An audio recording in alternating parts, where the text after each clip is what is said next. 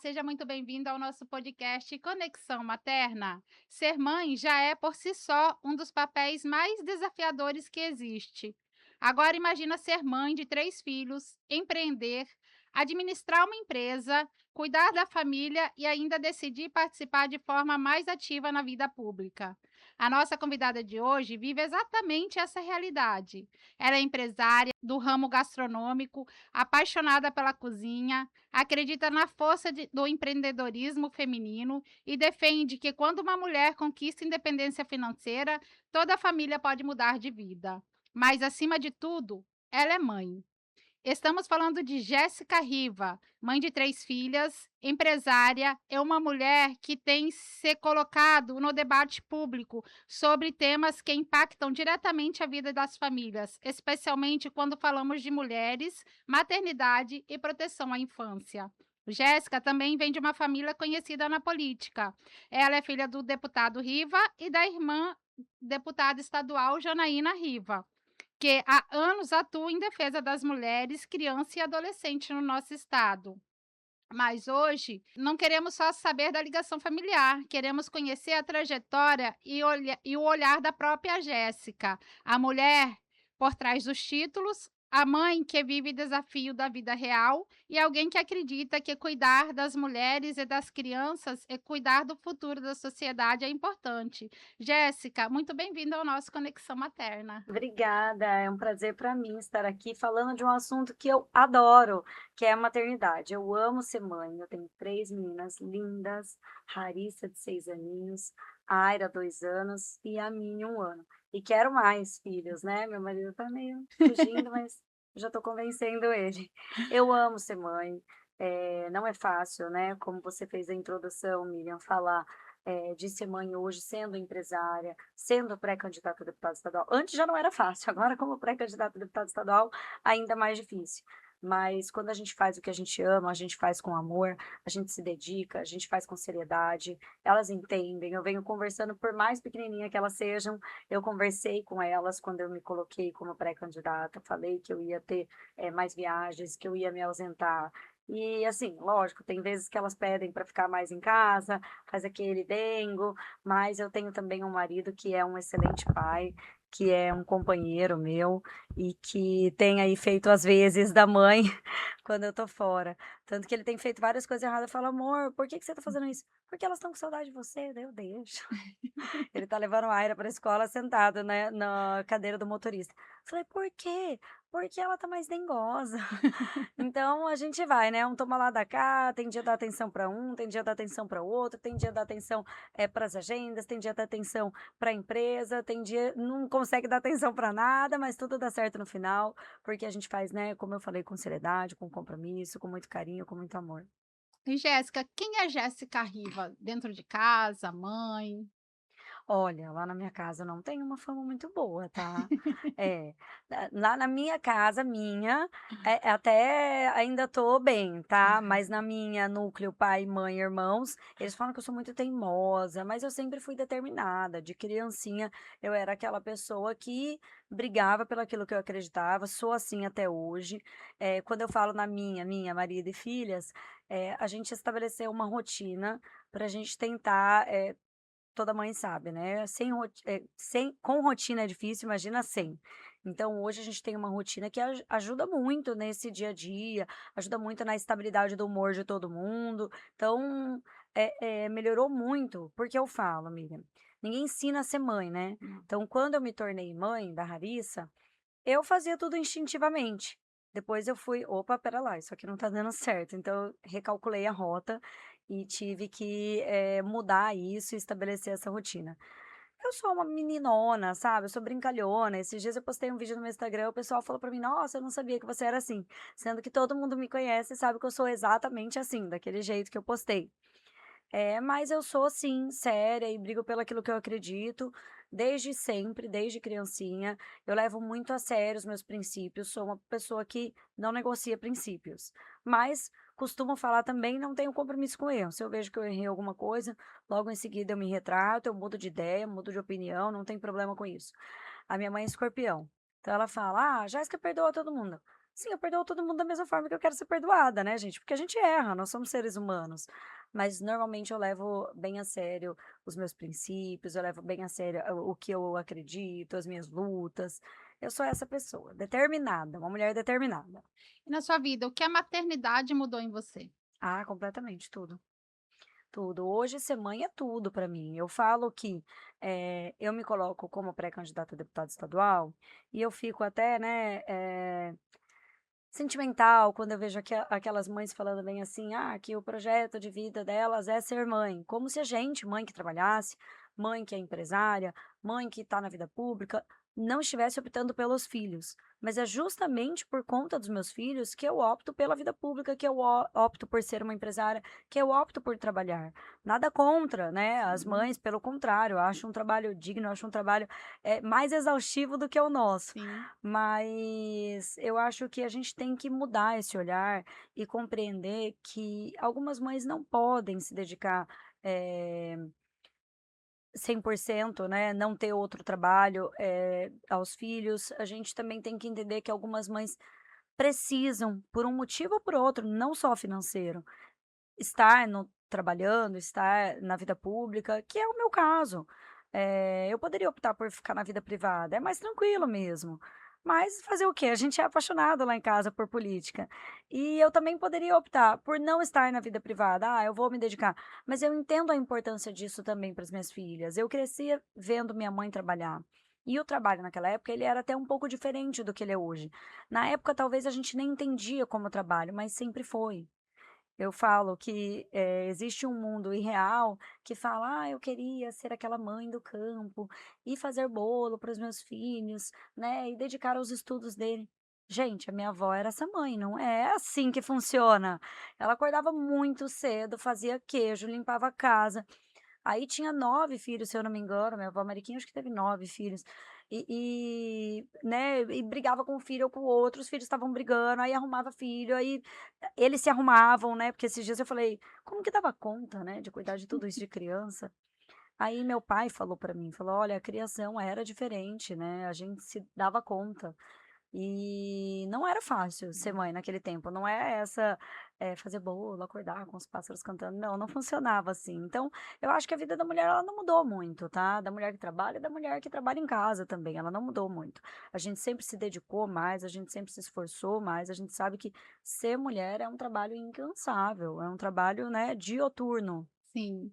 Existe uma cobrança maior sobre mãe do que sobre o pai, quando falamos da presença, do cuidado e da criação dos filhos, né. Com certeza.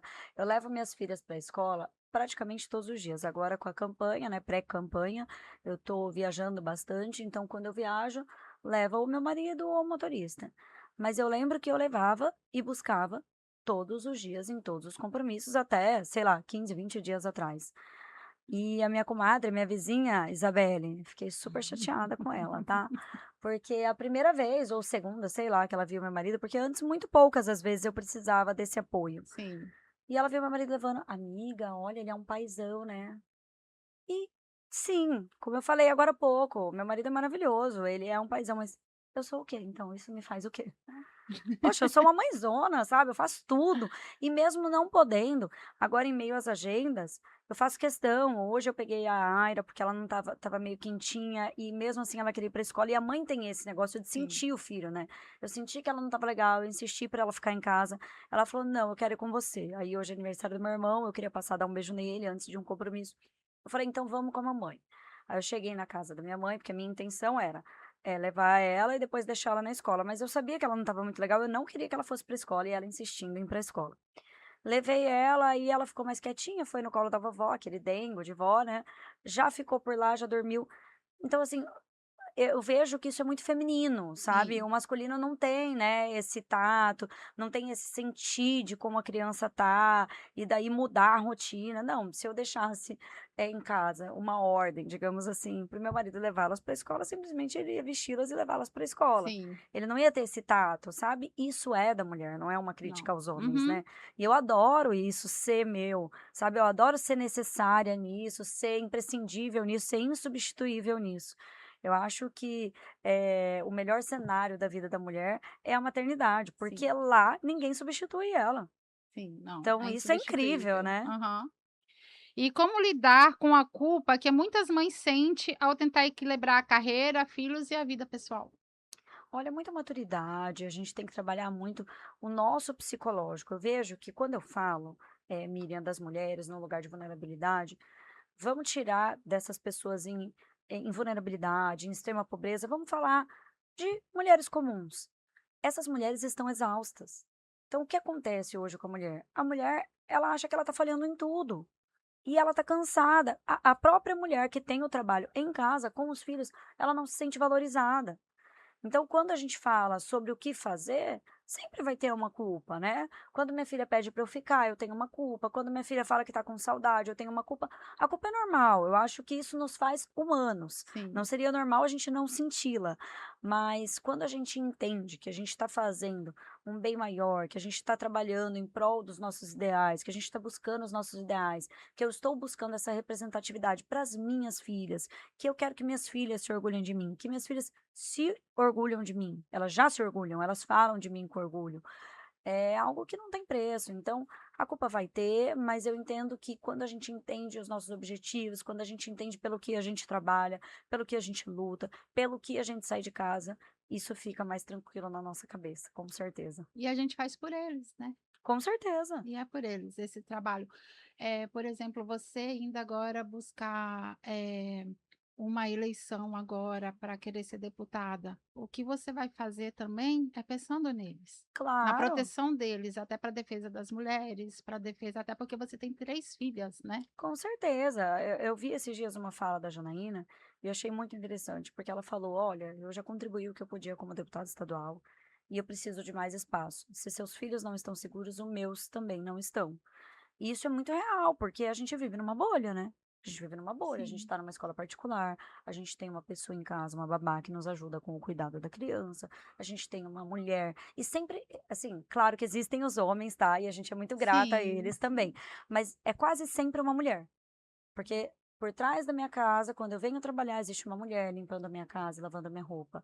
Por trás do cuidado dos meus filhos, existe uma mulher. Eu também tenho um homem, por isso eu fiz questão de falar que a gente é grata a eles, que é o Dan. Sim. Mas eu tenho a Márcia, eu tenho a Luzia, eu tenho a Letícia, eu tenho a Emily. E são mulheres que me ajudam todos os dias a sair de casa e trabalhar, sabendo que minhas filhas vão estar cuidadas e seguras. Então, quando a gente entende que eu estou saindo de casa para trabalhar, eu entendo que a Emily também está deixando as filhas dela e o filho dela. Eu entendo que a Letícia também deixa o filho dela. Eu entendo que a Márcia também deixa a filha dela e o marido dela. Então, é uma rede de mulheres que se amparam, né? A mulher, predominantemente, ela está nesse lugar do cuidado com o que quer que seja, né. Então, quando eu me coloco como pré-candidata a deputada estadual, eu quero cuidar também, eu quero cuidar das mães, eu quero cuidar dos filhos e eu quero cuidar dos maridos também, porque eu vejo que a gente vem de um momento que as mulheres estão, como eu falei e repito, exaustas. As Sim. mulheres não estão mais sendo elas, porque elas estão, sem alegria de viver, elas não estão sonhando mais, elas ficam naquele estado em que trabalha, arruma casa, cuida de filho e nunca, tá dando ela sente, né, eu falo porque esse sentimento também eu já tive, que nunca tá dando o melhor, que não está sendo, quem ela gostaria de ser. Por quê? Ela não tem amparo, essa mulher não tem rede de apoio. E com rede de apoio é difícil, gente, eu falo porque eu tenho. Sim, Você imagina sem? imagina assim. Então me perguntam: "Por que não tem mais mulheres na política?". Gente, como que essas mulheres vão entrar na política se elas não estão nem conseguindo trabalhar direito? Não sabe se a creche vai estar fechada. Eu fui numa escola esses dias, né, aqui em Cuiabá, conhecer. E daí: "Ah, hoje fulano não veio". Então, assim, a gente entende que o órgão público hoje, ele não entrega todos eu falo, ele não entrega o compromisso com a sociedade. A mulher não consegue sair de casa sabendo que a filha dela vai chegar na escola a tal horário, sair tal horário, e ela vai ter se alimentado bem, e ela vai ter tido uma boa educação, porque o Estado não está conseguindo suprir a necessidade dessa mulher, não está conseguindo atender como deveria. E daí essa mulher não consegue dar o que ela deveria dar, não consegue extrair o melhor que ela tem, porque ela está cansada. E você também é empresária do ramo gastronômico. Como começou essa paixão pela cozinha? A minha mãe sempre cozinhou muito bem. É uma grande chefe cozinheira. Ela gosta de falar cozinheira porque o chefe se dá a formação, né? E eu também costumo falar cozinheira porque a minha formação veio da minha mãe. E depois, claro, eu tive a oportunidade de estudar numa das melhores escolas de cozinha do mundo, que é a Cordon Bleu em Paris, na França. Mas lá eu aprendi técnicas. E eu já sabia muitas delas com a minha mãe. E as técnicas que eu aprendi, claro, e o estudo foi muito importante, mas hoje eu brinco que no meu cardápio não tem nenhuma receita francesa, as receitas realmente são da minha mãe. E a minha inspiração sempre foi os lugares que eu frequentei, sempre foi a comida da minha mãe e o que eu aprendi com ela. Então, desde sempre existiu a paixão pela cozinha, mas eu ir lá e colocar a mão na massa foi ao longo da vida, porque por trás dos bastidores da vida pública do meu pai e até da própria Janaína, a gente sempre serviu, né? A gente recebia na minha casa, a gente fazia jantares. E eu sempre me interessei muito por isso. Sempre gostei de servir, de receber bem, gostava de arrumar cama, gostava de fazer café da manhã. Sabe, eu me inspirava nos hotéis, e daí eu lembro que nova também, acho que eu tinha uns 8 anos, sei lá, no prédio eu vendia café da manhã. Eu vendia pra vizinha café da manhã, ela combinava comigo para abrir a porta, para deixar a chave da porta dela, deixar a porta aberta. Eu ia lá, fazia o café da manhã e fazia, tipo, ela recebia a família dela, sabe? E isso sempre fez parte da minha vida. Só que existia um momento, né, que a cozinha existe, na verdade, até hoje eu acredito, que a cozinha não é uma profissão admirável, não é uma profissão honrada. Isso está mudando, tá? Existe Sim. um movimento muito forte para essa mudança. Mas ainda assim a gente não enxergava isso como uma profissão, com essa seriedade que tem o trabalho, né? Porque é um trabalho muito árduo. E quando eu entendi que eu poderia fazer isso para a vida mesmo, que foi quando eu busquei a qualificação, depois de ter aprendido muito com a minha mãe e comecei a fazer os pequenos eventos, eu não tinha dimensão que eu seria empresária, que eu abriria um buffet. Não tinha nem esse desejo, sabe? Eu pensava que eu ia fazer jantarezinhos, ia viver disso e estava maravilhoso. Mas eu fui sendo cada vez mais solicitada para fazer grandes eventos. E daí tive que adquirir, né, a louçaria, tive que adquirir o maquinário. Depois de quase mais de 2 anos, cozinhando na cozinha da minha mãe, lá da casa da minha mãe, né, coitada. Muitas vezes ela não tinha almoço, eu falava: "Ó, vamos escolher um prato de uma panela só, porque hoje o buffet tá atolado", ou ela mesmo ia cozinhar no fogão, que ela tem um fogão perto da churrasqueira da piscina dela, porque a cozinha vai estar cheia.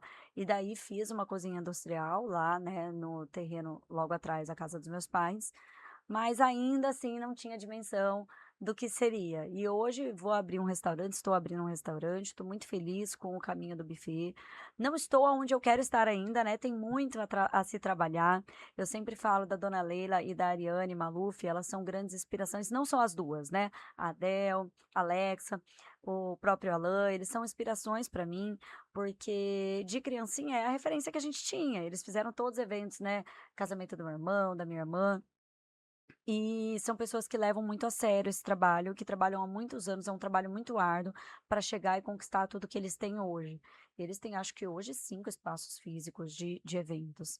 E não tenho ambição de chegar aos pés da Dona Leila, mas eu quero ter um espaço também de eventos, porque a administração disso tudo não é fácil. Como eu estava falando aqui da escola, né? Da mãe que não chega, e não sabe se vai chegar lá e vai estar adequado para sua filha. Você imagina isso no setor privado, é a mesma coisa. Então, a gente tem essa dificuldade, né, da mão de obra, a gente tem a dificuldade também, da estrutura em si, porque não é fácil fazer sem um incentivo, tudo hoje é muito caro. Um forno, eu brinco isso. Um forno é um carro para mim, sabe? Quando eu vejo dinheiro, eu só penso nas coisas no que valem no meu ramo, na cozinha, porque é o que eu amo e eu faço com muito amor. Mas assim, ainda tem muito a se fazer, tenho muito orgulho do que a gente fez e sei que a gente pode chegar lá, porque quando eu comecei, eu não tinha ideia de que eu estaria trabalhando para empresas, por exemplo, como o Grupo Scheffer, como a Mage, como Bom Futuro, como vários outros, né? A gente já fez Volkswagen, a gente já fez Track and Field, a gente já fez Prince Joias, a gente já fez Antônio Bernardo, a gente já fez tantas marcas, sabe? Que eu não imaginava, Land Rover, que eu nunca imaginava estar servindo e hoje são nossos clientes E eu tenho muito orgulho de falar que a gente atende como todos os outros aqui. Eu falo que aqui em Cuiabá a gente está bem servido no ramo da gastronomia, viu? Porque a gente tem personal chef, a gente tem buffet renomado e é muito bom isso, porque Sim. torna o mercado justo e competitivo. E empreender, mulher empreendedora, você acha que pode mudar a vida da mulher? Com certeza, com certeza. Quando eu falo de fazer política pública para mulher em estado de vulnerabilidade, é porque eu sou uma microempresária. A gente fala de um buffet que faz tudo isso que eu tô falando, aí às vezes as pessoas têm dimensão de que é algo muito chique, de que é algo muito poderoso, de que é um grande investimento. Mas não é, eu não comecei com nenhum investimento. Eu sei que eu comecei tendo muito mais do que muitas mulheres já têm, que era a estrutura familiar, a estrutura até da própria cozinha, porque quando a gente fala de uma mulher em estado de vulnerabilidade, essa mulher não tem nem a cozinha, porque ela mora dentro da casa em que ela está sendo agredida. Então eu sei que eu sou uma pessoa privilegiada e a gente não pode deixar de falar isso. Mas eu sou uma microempresária, não é uma empresa, né, gigante, não é uma empresa grande. E eu não comecei com nenhum tipo de incentivo financeiro. E a gente precisa dar incentivo, sim, para essas mulheres atuarem no ramo cujas quais elas têm qualificação para isso. E também falar sobre uma qualificação remunerada. Porque, por exemplo, quando uma pessoa começa a trabalhar na minha cozinha, um auxiliar, ela lava a louça, ela limpa o chão. Aí depois a gente ensina ela a fazer bolo, por exemplo. Aí ela começa a fazer bolo, aí depois ela faz bolo recheado, aí depois ela começa a fazer outras receitas e depois ela começa a finalizar essas receitas. Então eu ensino essa pessoa e ela está recebendo. Mas a gente entende que para uma empresa é muito mais fácil contratar uma pessoa pronta, Sim. né? E é difícil hoje a gente ter inclusive essa pessoa pronta, porque eu falo: "Que horas essa mulher vai estudar?" Se ela está em casa, se ela tem filho para cuidar, se ela, né, precisa se manter, precisa manter essa família, precisa manter essa casa, não é fácil. Então eu acredito mesmo que esse incentivo aos microempresários, aos microempreendedores, ele tem condição de tirar as mulheres do estado de vulnerabilidade e tirar da informalidade, né. A gente dá esse respaldo para essa mulher ter uma força ali para ela começar a trabalhar, e não só de mulher, quando eu falo desse incentivo de microempresários, hoje quase todo mundo é um microempresário, né. Às vezes a pessoa tá ali contratada na CLT, mas ela sai do horário de trabalho e ela faz um extra de garçom, e ela faz um extra de, sei lá, encanadora, ela faz um extra de eletricista, ela faz então a gente fala sobre qualquer ramo que seja, que essa pessoa tenha qualificação, que a gente possa, ter um incentivo para essa pessoa começar uma microempresa mesmo. E qual conselho você daria para uma mãe que quer começar a empreender agora? Olha, vai na coragem. Não tem nenhum segredo, gente, não tem. Eu gostaria de falar que eu tenho uma mágica, uma fórmula mágica que me tornou uma grande empresária de sucesso, mas não é verdade. Tem que ter muita dedicação, sabe? É noite mal dormida, é noite não dormida, porque o trabalho no ramo da gastronomia é da gente falar isso, de Sim. horas em pé, de não dormir, de madrugar. Às vezes a gente começa a trabalhar às 5 da manhã. No Natal a gente não dorme, no Natal a gente faz um alojamento lá na parte da estoque e todo mundo dorme lá, porque a gente preza por entregar tudo fresco, tudo Sim. feito no dia, e não tem outra forma de se fazer isso, né. Mesmo que a gente tivesse trocentas pessoas, qual é o padrão de qualidade disso? Então a gente tem poucas pessoas com padrão de qualidade adequado. Não tem um segredo, gente, tem que ir na coragem. É claro que ter uma rede de apoio é maravilhoso, mas a realidade da maioria das mulheres é que elas não têm. Então, assim, tenha convicção daquilo que você faz, sabe? Entende que quando a gente fala de culpa, vai ter. Mas quando você acredita no que você faz, é o sucesso, é o segredo do sucesso. É acreditar, é ter fé, é ter confiança, porque, gente, é exaustivo. E Jéssica, em que momento você percebeu que queria participar de forma mais ativa da vida pública? Miriam, venho participando, né? Como eu falei, dos bastidores da vida pública do meu pai, da Janaína. Eu já tinha essa participação e eu acho que sempre foi de forma ativa, sim, de forma muito ativa. Já conhecia muitas pessoas, já conhecia muitos lugares, mas não tinha a pretensão, um sonho de ser a candidata. O que aconteceu? Quando a Janaína fala que ela vai ser candidata ao Senado, e aí surge uma janela de oportunidade, a Janaína faz esse convite para as mulheres. Hoje a gente tem o maior número de candidaturas para as mulheres dentro do MDB. Esse chamamento mesmo, essa força da mulher na política muda o cenário e me traz outro olhar sobre isso, que é fazer aquilo que eu sempre fiz, né, à frente, estando como pré-candidata. Eu acredito que a gente, como mulher, tem um compromisso e muitos homens têm me falado: "Ah, eu quero votar em mulheres, vocês são mais comprometidas", majoritariamente, né, a gente sabe que existem as exceções e tem homens muito comprometidos, mas quando a gente fala de mulher, normalmente a gente é mais comprometida, a gente é mais fiel àquilo que a gente se propõe a fazer. Até porque a gente nasce, né, com essas responsabilidades que eu vinha falando. A mulher já nasce cheia de responsabilidade. Então, é uma missão árdua, não é fácil, mas a gente como mulher, a gente tem muita força e coragem, basta a mulher descobrir isso dentro de si. Existe sim, hoje, essa minha vontade, esse meu desejo de estar lá representando essas mulheres, porque quando eu vejo situações, por exemplo, quando a Janaína engravidou, que tinha sido a primeira deputada a engravidar e ela não teve direito à licença maternidade, porque nunca um deputado tinha engravidado. São coisas que nos chocam e que a gente né, faz a gente refletir: "Meu Deus, mas onde que a gente estava?", sabe. Eu sei onde que a gente estava, né, a gente estava cuidando de filho, cuidando de marido, cuidando de casa, a gente estava lá. E hoje nós somos a maioria das que votam, então por que a gente não tem maioria nos representando? Não é fácil, sabe. Eu entendo que falta muito isso que eu falei no Sim. começo, do Estado atender às demandas de uma mulher para ela conseguir exercer aquilo que ela gostaria de exercer. Então eu sei que falta um amparo a essa mulher, e a gente tem que fornecer esse amparo para que essa mulher possa se colocar onde ela quiser, não necessariamente na vida pública, mas até como empresária, não é fácil ser uma mulher empresária, não é fácil. A Janaína, ela é quem representa as mulheres hoje em dia na Assembleia Legislativa. A maioria que está lá é homem, tem ela de mulher. E ela que traz as pautas da defesa das mulheres, sobre a violência contra as mulheres, também sobre os adolescentes, ela é uma pauta muito que ela sempre coloca, está nas redes sociais dela. E ela é um exemplo para você? Com certeza, como eu falei, a saída da Janaína com certeza é um dos motivos que me fez querer, tomar a frente, né, e me colocar como pré-candidata a deputada estadual, porque eu entendo que a saída da Janaína é uma janela enorme, não só para mim, como várias outras mulheres. E eu acredito que nessa legislatura teremos mais mulheres na Assembleia. Eu acredito que a gente possa ter de 3 a 5 mulheres na Assembleia. Tô muito feliz com isso, e eu falo: "Miriam, o mundo é muito machista". E as pessoas querem criar uma rixa feminina, uma rixa entre as mulheres que não existe. Nós precisamos unir forças para dar voz a essas mulheres. Uma mulher não basta. Esses dias eu vi uma matéria, a Janaína pede a majestade, o trono, uma coisa assim, querendo dizer que Janaína ficou sozinha 3 mandatos na Assembleia e que agora vão ter mais mulheres na Assembleia. Mas, gente, é isso que a gente queria desde o Né. princípio, sabe?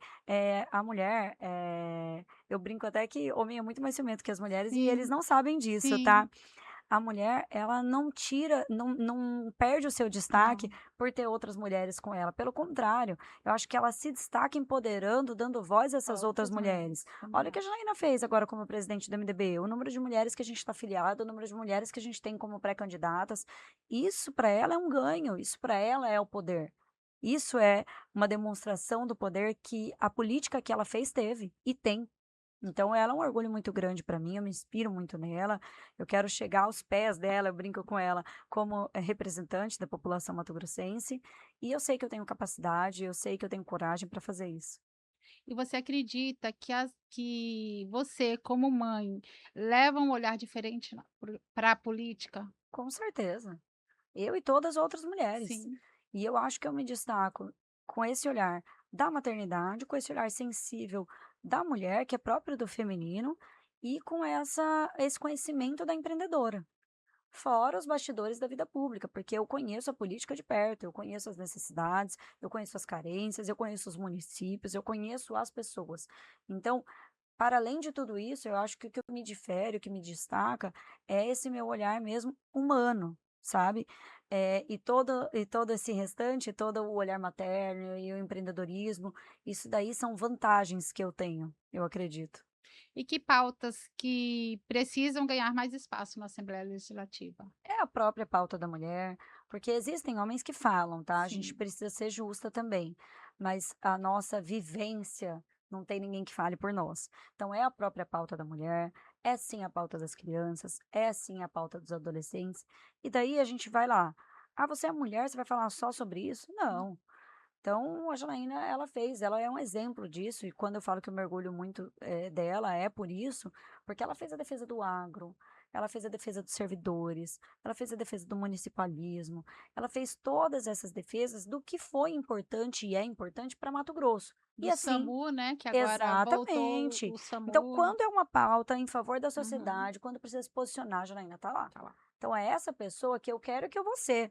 Porque eu falo, não adianta a gente falar, eu vou ser isso, eu vou ser aquilo, quando você não é na sua vida. Eu sou na minha vida, como empresária, como mãe, eu sempre me posiciono.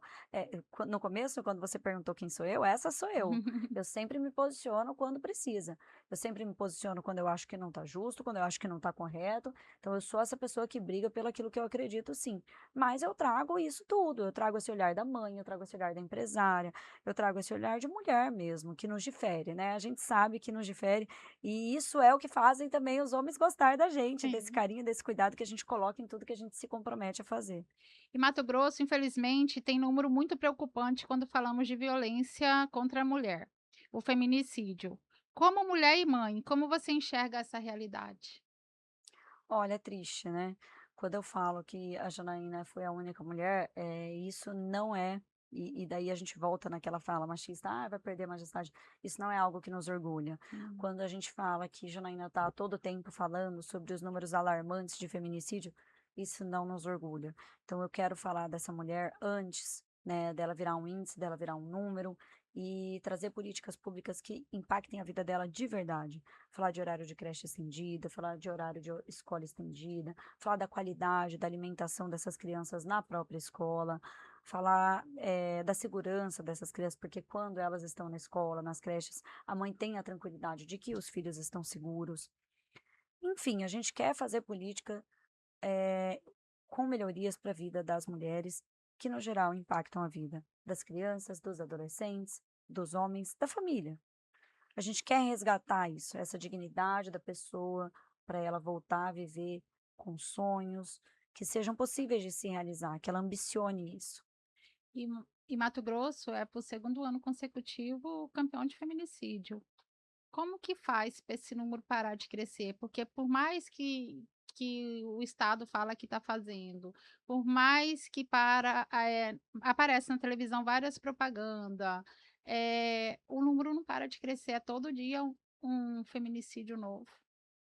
Miriam, eu não vi, eu detesto ser injusta, então me corrijam aqui se eu estiver errado, mas eu não vi essa política pública de capacitação das mulheres. A gente precisa colocar a mulher no mercado de trabalho, porque o que liberta essa mulher é realmente o financeiro. É o dinheiro. Precisa amparar essa mulher psicologicamente falando, porque existem mulheres, né, que têm condições financeiras e vivem em relacionamentos abusivos. A gente Sim. não pode falar que é só o dinheiro, Uhum. mas o dinheiro é parte importante de manter essa mulher nesse lugar. Então a gente precisa fazer uma política pública efetiva no combate, tanto da violência quanto na entrada dessa mulher no mercado de trabalho. E muitas mulheres, ela permanece no relacionamento abusivo por causa do financeiro, né? Então, o importante mesmo é dar um curso e além também de ir nas escolas, né, falar para os nossos filhos que estão lá, apresentar esse programa para uma criança que para desde criança ele aprender a como tratar a mulher, que não pode brigar, que não pode que que mulher é mais frágil.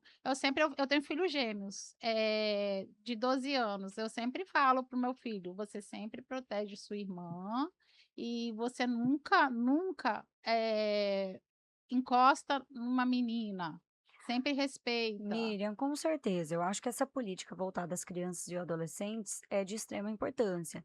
Só que a gente precisa entender que isso a gente está falando da educação nas escolas, Uhum. que existe uma mãe, a maioria das vezes é muito raro, normalmente existe uma mãe por trás da educação desses homens. Sim. Então, quando eu falo isso, eu tenho um irmão também, já falei que é aniversário dele hoje, que eu amo, é um fofura.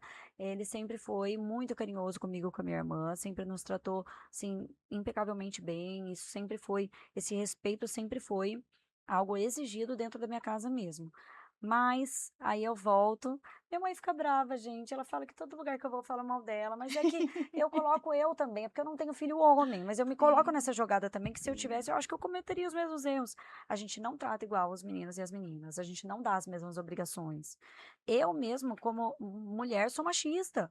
Eu falo sim, para minha sobrinha, para Sofia, a Sofia vai fazer 17 anos agora, eu falo, você precisa aprender tal coisa, você precisa saber fazer tal coisa. E eu não costumo falar isso para o José. Não sei, talvez eu até fale, né, mas, eu acho que a gente trata as mulheres diferentes sim, sabe, eu acho que a gente exige muito mais das mulheres, e não é que eu acho que a gente deva parar de exigir, mas a gente tem que exigir dos homens também essa sim. educação. É igual a minha filha sempre me corrige, quando eu falo assim: "Faz isso aí pra mamãe", ela fala: "E meu irmão?". Uhum. É Aí eu isso que chamo os 3. acontece. Aham. E estamos no mês do Maio Laranja, mês de conscientização sobre o combate ao abuso e exploração sexual de criança e adolescente. Por que é importante falar sobre isso? Nossa, como eu falei, as famílias estão em decadência, né, a gente precisa voltar a fazer o fortalecimento das famílias. Quando a gente fala de um lugar que a mulher está num estado de vulnerabilidade, essas crianças também estão. A maioria dessas casas, a gente está falando de mulheres e crianças, e a proteção dessas crianças que na maioria das vezes ficam órfãos, né. Sim, Então a gente precisa realmente dar uma educação efetiva nas escolas, dar uma educação efetiva, nas creches, mas a gente precisa, tirar essas crianças desses lugares, vulneráveis, desses lugares de violência, porque normalmente é um ciclo, né, vicioso. A gente fala da violência da mulher, a gente fala da violência sexual, que essa mulher sofre, que a maioria das vezes o filho sofre também, do próprio pai, padrasto, enfim, eu sei que existem mulheres que cometem também crimes sexuais, mas a gente fala na maioria das vezes de alguém que está dentro de casa, né? sim. Então essa educação é de suma importância e tirar essas crianças desses lugares vulneráveis, em que a própria mãe às vezes acaba deixando, porque não sabe, claro, né? Não sabe, mas porque não tem o amparo. Quando eu falo o Estado não chega, é essa mãe ter um lugar de segurança para deixar essas crianças, para deixar esse filho, né? Para Sim, essa criança estar segura e essa mãe estar segura. É um ciclo. A gente tem que falar sobre isso, é de suma importância. Eu vejo que é um tabu ainda. sim, Tem muitas pessoas que não gostam de falar sobre isso, que entendem que é invasivo falar sobre isso. Tem mães que não querem que as escolas abordem sobre isso, mas é um assunto de saúde e segurança pública. A gente tem que falar sobre isso. e na abordagem da escola, às vezes, quando eles estão palestra dentro da escola, aí que as crianças vão saber que estão sendo abusadas. Tem muitas que Sim, não sabiam que eram sim. abusadas. Sim, é o que acontece com os mais antigos, né. Uhum, Depois de adultos entenderem que sofreram algum tipo de abuso, porque não tinham esse entendimento enquanto crianças, porque não falavam sobre sexualidade com os pais. E eu sou cristã, Miriam, eu sou católica, né, e minhas filhas, meu marido, a gente frequenta a igreja, mas, ainda muito novas, sim, mas, por exemplo, minha irmã já abordou isso com os filhos dela, né, que ela tem também o José, que tem 12 anos, o Diógenes, que tem 5 anos, e a Sofia, que vai fazer 17 anos.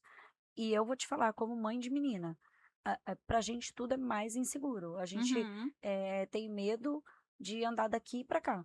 E na nessa sim. época, né, na nossa infância Hum. não tinha, a gente tinha essa liberdade. Mas por quê? Tinha. Já tinham os crimes sexuais, né, já Sim, tinham tudo isso, mas a gente não falava sobre. Então, com o passar do tempo, a gente entende que cada vez mais é importante falar sobre. sim. E como fortalecer a rede de proteção às crianças e o adolescente? Fazendo essas políticas públicas.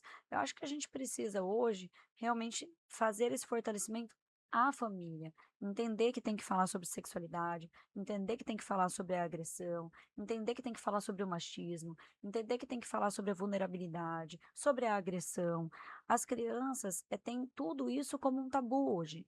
A própria agressão da mulher, as crianças sabem que a mãe sofre, mas não tem coragem de falar, tem vergonha. E quando você vê uma criança que não tem um bom desempenho, que não está se alimentando adequadamente, isso também é muito do Estado conseguir dar esse amparo para gente, para as famílias, sabe?